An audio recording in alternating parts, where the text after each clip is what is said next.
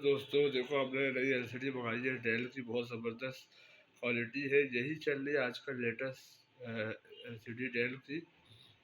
तो ये हमने मार्केट से मंगाया है, 24 इंच की एलसीडी है। आप देख सकते हो क्वालिटी कितनी अच्छी है।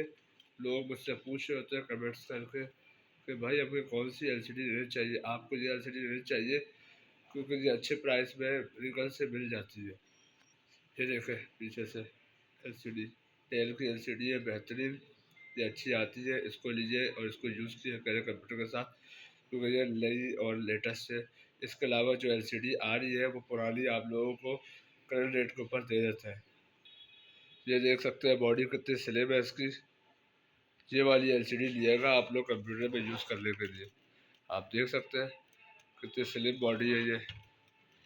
अमूमन लोग जो है इस प्राइस की एलसीडी में वो पुरानी वाली ले लेते हैं जो मोटी वाली होती है। जैसे ये वाली एलसीडी देख रहे हैं कितनी मोटी है।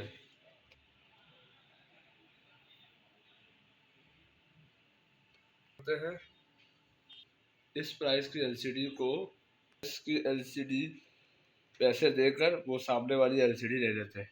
वीडियो बनाने का मकसद ये था कि आप लोग देखें और समझे कि इस प्राइस की एलसीडी जो प्राइस है उसी प्राइस की एलसीडी लिया करें।